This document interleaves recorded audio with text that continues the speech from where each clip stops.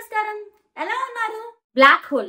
ఎప్పుడైతే మనం ఈ యూనివర్స్ గురించి మాట్లాడతామో మన మనసులో చాలా ప్రశ్నలు కలుగుతాయి. ఉదాహరణకు, మన యూనివర్స్ ఎలా ఏర్పడింది? ఇది ఎంత పెద్దది? ఈ యూనివర్స్ లో అనేక భయంకరమైన రహస్యాలు దాచిపెట్టబడ్డాయి. కానీ మనం చూసినందులో అత్యంత భయంకరమైనది బ్లాక్ హోల్. ఇది ఒక చీకటి ప్రదేశం. అక్కడికి వెళ్లిన వాడు తిరిగి రావడం అసాధ్యం. బ్లాక్ హోల్స్ గురించి మనం చాలా కథలు వినే ఉంటాం. ఉదాహరణకు, అవి మరో యూనివర్స్ కి వెళ్లే మార్గమని, అంటే బ్లాక్ హోల్ లో ప్రవేశించిన తరువాత మనం ఒక కొత్త యూనివర్స్ ని చేరుతామని, అక్కడ భిన్నమైన జీవన రకం ఉంటుందని, అది కాలానికి అతిమితమని, అక్కడ కాలం ఉండదని, మరణం ఉండదని చెప్తూ ఉంటారు. అది మనం వినే ఉంటాం. ఇంకొందరైతే బ్లాక్ హోల్స్ దేవుని వద్దకు చేరే మార్గమని కూడా నమ్ముతారు. కానీ ఇవన్నీ కేవలం అంచనాలే. ఎందుకంటే బ్లాక్ హోల్స్ ను మాత్రమే పరిశీలించారు, కానీ వాటిలోకి వెళ్లినవి తిరిగి వచ్చాయని ఎవరు చూడలేదు. అందువల్ల బ్లాక్ హోల్స్ మనకు మరణాన్ని ఇస్తాయా లేక కొత్త జీవితాన్ని ఇస్తాయా అనేది చెప్పడం కష్టమే. ఇలాంటి క్వశ్చన్స్ కి ఆన్సర్స్ తెలుసుకోవాలని యూనివర్స్ అధ్యయనం చేయడం ప్రారంభించారు. అయితే యూనివర్స్ అధ్యయనం చేసినప్పుడు మనిషి మేధస్సు కూడా అబ్బరపడిపోయింది. సో ఈ రోజు వీడియోలో యూనివర్స్ లో అత్యంత భయంకరమైన బ్లాక్ హోల్ గురించి క్లియర్ కట్ గా తెలుసుకోబోతున్నాం. ఈ వీడియో చాలా అంటే చాలా ఇంట్రెస్టింగ్ గా ఉండబోతుంది. సో వీడియోని ఎక్కడ స్కిప్ చేయకుండా ఎండ్ వరకు చూసేయండి. అలాగే కొత్తగా మన ఛానల్ ఎవరైనా చూసినట్లయితే వెంటనే సబ్స్క్రైబ్ చేసుకోండి. ఈ వీడియో ఎండ్ దాకా చూసి మీకు నచ్చితేనే లైక్ చేయండి. సో ఏ మాత్రం నచ్చకుండా వీడియోలోకి వెళ్ళిపోదాం. బ్లాక్ హోల్ గురించి మాట్లాడితే, బ్లాక్ హోల్ అనేది ఒక ప్రదేశం లాంటిది. అక్కడ యూనివర్స్ లోని చీకటి అత్యంత ఘనంగా ఉంటుంది. ఆ చీకటి నుండి ఏది తప్పించుకోలేదు. ఆఖరికి కాంతి కూడా. కాంతి బ్లాక్ హోల్ లోకి వెళ్తుంది, కానీ తిరిగి రావడం లేదు. ఎందుకంటే బ్లాక్ హోల్ కాంతిని కూడా తినేస్తుంది. ఈ చీకటి రూపం వల్ల వాటిని బ్లాక్ హోల్స్ అని పిలుస్తారు. సైంటిఫిక్ పాయింట్ ఆఫ్ వ్యూ లో బ్లాక్ హోల్ ని అర్థం చేసుకుంటే, బ్లాక్ హోల్ అనేది అక్కడ ఫోర్స్ ఆఫ్ గ్రావిటీ అత్యంత శక్తివంతంగా ఉండే ప్రదేశం. సూటిగా చెప్పాలంటే ఈ విశ్వంలో force of gravity black hole లోపల ఉంటుంది. బ్లాక్ హోల్ లో గ్రావిటీ చాలా బలంగా ఉంటుంది. అది తన పరిధిలో వచ్చే ప్రతి దాన్ని లోపలికి లాక్కుంటుంది. ఏదైనా ఒకసారి బ్లాక్ హోల్ లోకి వెళ్తే అది మళ్ళీ తిరిగి రాదు. అందువల్ల బ్లాక్ హోల్ ను పాయింట్ ఆఫ్ నో రిటర్న్ అని అంటారు. అక్కడికి వెళ్ళడానికి మార్గం ఉంటుంది, కానీ అక్కడి నుండి తిరిగి వచ్చే అవకాశం లేదు. అలాగే అక్కడ చీకటి మాత్రమే ఉంటుంది, వెలుతురు అస్సలు ఉండదు. బ్లాక్ హోల్ లోకి ప్రవేశించిన తర్వాత భౌతిక శాస్త్రం పనిచేయదు. బ్లాక్ హోల్ మన యూనివర్స్ లోని ఒక భయంకరమైన మరియు అసాధ్యమైన రూపం. దీన్ని అర్థం చేసుకోవడం అంత సులభం కాదు. సో ఇప్పుడు దాకా బ్లాక్ హోల్ యొక్క ఇంట్రొడక్షన్ తెలుసుకున్నాం. సో ఇప్పుడు మనం బ్లాక్ హోల్ గురించి మరింత తెలుసుకోవాలనుకుంటే కొన్ని క్వశ్చన్స్ కి మనం ఆన్సర్ తెలుసుకోవాలి. ఎగ్జాంపుల్, బ్లాక్ హోల్ ఎక్కడ ఏర్పడింది? మన భూమి బ్లాక్ హోల్ లో పడితే ఏమవుతుంది? మన సూర్యుడు బ్లాక్ హోల్ గా మారితే మన సౌర వ్యవస్థ ఏమవుతుంది?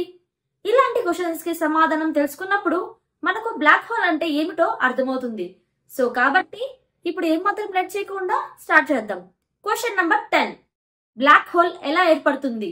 ఈ క్వశ్చన్ కి ఆన్సర్ మనం తెలుసుకోవాలనుకుంటే 100 సంవత్సరాలు వెనక్కి వెళ్ళాలి, అంటే 20వ శతాబ్దానికి. ఎందుకంటే 20వ శతాబ్దానికి ప్రజలు బ్లాక్ హోల్ అనే విషయం ఉండదని అనుకున్నారు. వారికి ఇది కేవలం ఒక కథ లాంటిది. 1916 లో కార్ల్ స్క్వేర్స్ట్రైట్ అనే శాస్త్రవేత్త ఉండేవారు. ఆయన ఐన్స్టీన్ యొక్క జనరల్ థియరీ ఆఫ్ రిలేటివిటీని ఉపయోగించి మనం ఏదైనా వస్తువును ఎక్కువగా సంకోచిస్తే ఆ వస్తువు బ్లాక్ హోల్ గా మారిపోతుందని చెప్పేవారు. అంటే మన భూమిని చాలా చిన్నదిగా చేస్తే భూమి కూడా ఒక బ్లాక్ హోల్ గా మారిపోతుంది. అప్పటి వరకు ఈ సిద్ధాంతాన్ని ఒక జోక్ గా భావించారు. కానీ 1971 లో ఈ సిద్ధాంతం నిజమైంది. 1971 లో సైంటిస్టులు యూనివర్స్ లోని మొదటి బ్లాక్ హోల్ రహస్యాన్ని కనుగొన్నారు. ఆ బ్లాక్ హోల్ మన భూమి నుండి 6000 లైట్ ఇయర్స్ దూరంలో ఉంది. మీరు లైట్ ఇయర్ గురించి తెలియకపోతే ఇప్పుడు నేను చెప్పడంతో మీకు తెలిసిపోతుంది. లైట్ ఇయర్ అంటే లైట్ కు 1 సంవత్సరం సమయం తీసుకొని వెళ్లే దూరం. అంటే ఒక గ్రహం సూర్యుడి కాంతి చేరడానికి 1 సంవత్సరం సమయం తీసుకుంటే ఆ గ్రహం సూర్యుడి నుండి 1 లైట్ ఇయర్ దూరంలో ఉంది. మొత్తం కనుగొనడానికి మొదటి బ్లాక్ హోల్ మన భూమి నుండి 6000 లైట్ ఇయర్స్ దూరంలో ఉంది.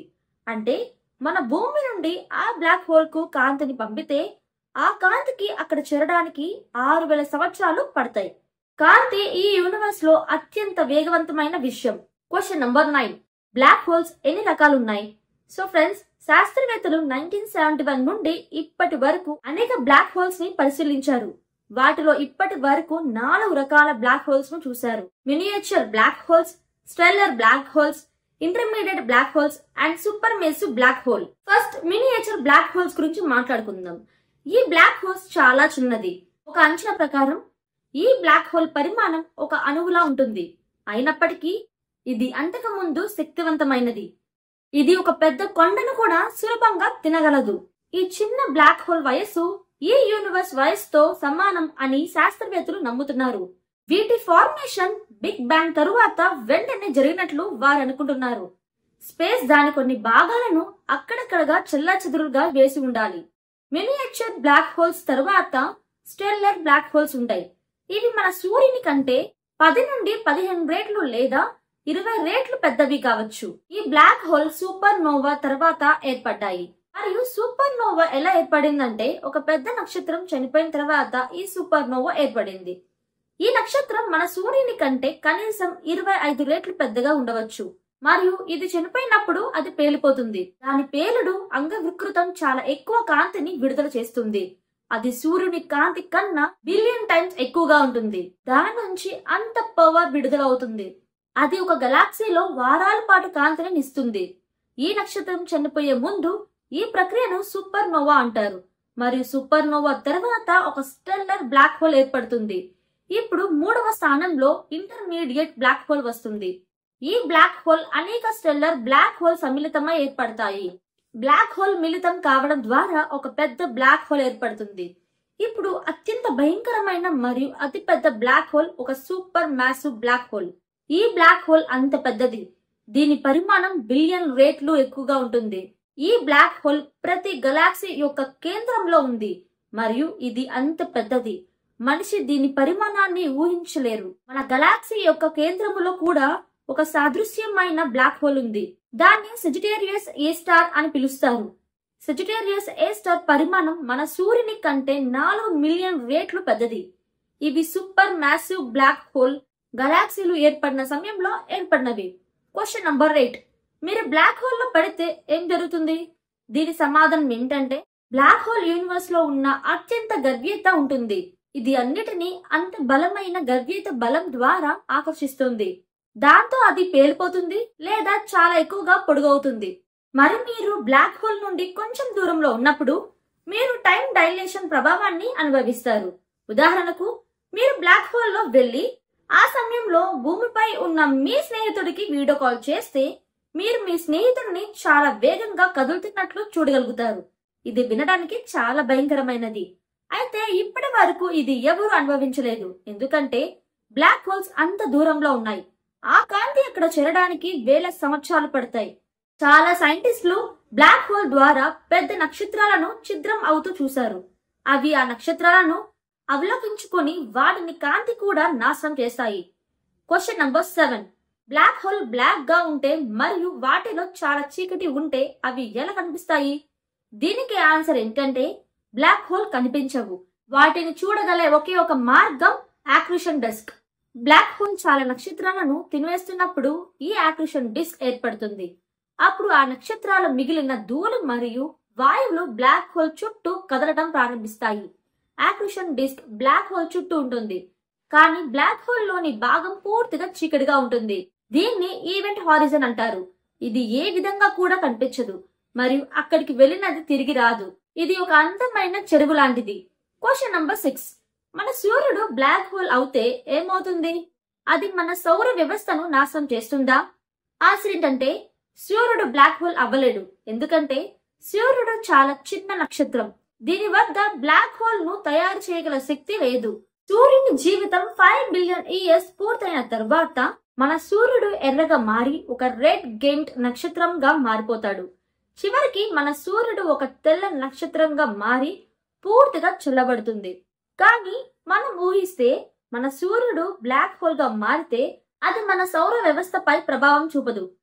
అన్ని గ్రహాలు ఆ బ్లాక్ హోల్ చుట్టూ సూర్యుని చుట్టూ తిరిగినట్లుగా తిరుగుతాయి.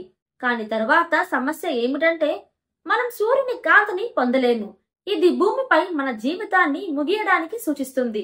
Question number 5. బ్లాక్ హోల్ అంతగా ప్రమాదకరమైనవిగా ఉంటే అవి తమ చుట్టూ ఉన్న ఏదైనా విడిచిపెట్టవు. బ్లాక్ హోల్ చాలా శక్తివంతమైనవి, కానీ అవి అంత శక్తివంతమైనవి కాదు. మన భూమి ఒక పెద్ద బ్లాక్ హోల్ లో పడితే మన భూమికి ఏం జరుగుతుంది? ఆన్సర్ ఏంటంటే మన భూమి చాలా సులభంగా బ్లాక్ హోల్ లో పడిపోతుంది. మొదట మనకు ఏమీ అనిపించదు, కానీ బ్లాక్ హోల్ లో లోతుగా వెళుతున్నప్పుడు మన భూమి యొక్క చిన్న భాగాలుగా మారిపోతాము. ఎందుకంటే మన భూమి యొక్క గర్భీయత బ్లాక్ హోల్ యొక్క గర్భీయతతో పోటీ చేయలేదు. బ్లాక్ హోల్ లో ప్రవేశించిన తర్వాత చివరికి ఒక పరిమాణం మరణమే అవుతుంది. బ్లాక్ హోల్ అనేది దేవుని చేరుకునే మార్గం అని చెప్పేవారు, ఎందుకంటే మరణం తరువాత మనమంతా దేవుని చేరుకుంటాం. Question number 3. బ్లాక్ హోల్ నుండి తప్పించుకోవడానికి లేదా దాన్ని దాటడానికి ఎలాంటి మార్గమైనా ఉందా? Answer no. ఎందుకంటే కాంతి కూడా బ్లాక్ హోల్ యొక్క గర్భీయత నుండి తప్పించుకోలేదు. మనం బ్లాక్ హోల్ నుండి బయటపడాలి అంటే మనం కాంతి కంటే వేల రెట్లు ఎక్కువగా ఉండాలి, కానీ ఇది అసాధ్యం. Question number 2. బ్లాక్ హోల్స్ అంత దూరంలో ఉంటే వాటి వద్ద కాంతి చేరడానికి వేల సంవత్సరాలు పడతాయా? అప్పుడు సైంటిస్టులు అలా దూరంగా ఉన్న బ్లాక్ హోల్ ను ఎలా చూస్తారు? ఆన్సర్ ఏంటంటే నాసాకు చాలా పవర్ఫుల్ శాటిలైట్లు మరియు టెలిస్కోప్లు ఉన్నాయి. ఆకాశంలో ఉన్న అనేక విషయాలను దూరం నుండి చూడగలవు. నాసా యొక్క అత్యంత శక్తివంతమైన శాటిలైట్ గురించి మాట్లాడితే నాసా యొక్క అత్యంత శక్తివంతమైన శాటిలైట్ జేమ్స్ వెబ్ టెలిస్కోప్. ఈ టెలిస్కోప్ సూర్యుడి చుట్టూ తిరుగుతుంది, అంటే మన భూమి నుండి 1 మిలియన్ మైల్ దూరంలో ఉంది. అంటే ఇది 1.6 మిలియన్ కిలోమీటర్ల మించి దూరం. ఈ టెలిస్కోప్ యొక్క శక్తిని మీరు అంచనా వేయవచ్చు, ఎందుకంటే ఇది మన గెలాక్సీకి బయట ఉన్న గెలాక్సీలు మరియు నక్షత్రాలు కూడా చూడగలదు. Question number 1. Black hole universe లో చూసిన అత్యంత భయంకరమైన వస్తువు అయితే బ్లాక్ హోల్ కంటే మరింత ప్రమాదకరమైన ఏదైనా ఉందా? అలాగే అది ఎప్పటికీ మన కళ్ళకు దొరకనట్లుగా ఉందా? దీనికి ఆన్సర్ ఏంటంటే ఒక వైట్ హోల్. ఇది బ్లాక్ హోల్ కంటే మరింత ప్రమాదకరంగా ఉంటుంది. వైట్ హోల్ ఇంకా చూడబడలేదు, కానీ వాటి యొక్క ఉనికిని అంచనా వేయబడుతుంది. బ్లాక్ హోల్ కనుగొనక ముందు కూడా వాటి ఉనికిని అంచనా వేశారు. వైట్ హోల్స్ ఎలా ఉంటాయి, ఇది ఎంత పవర్ఫుల్ గా ఉంటాయి, వీటి గురించి రీసెర్చ్ చేసి డెఫినెట్ గా నేను నెక్స్ట్ వీడియోలో అప్లోడ్ చేస్తాను. కానీ ఈ వీడియోకి 2K లైక్స్ వస్తే డెఫినెట్ గా నేను నెక్స్ట్ వీడియోలో అప్లోడ్ చేస్తాను. సో ఇలాంటి ఇంట్రెస్టింగ్ వీడియోస్ కోసం మన ఛానల్ ని సబ్స్క్రైబ్ చేసుకోండి. అండ్ నేను స్టార్టింగ్ లో చెప్పాను కదా, ఈ వీడియో మీకు నచ్చితేనే లైక్ చేయండి. సో ఇంతవరకు వీడియో చూసినందుకు నిజంగా thank you so much. And next వీడియోతో మళ్ళీ వస్తాను. Until then take care, bye bye.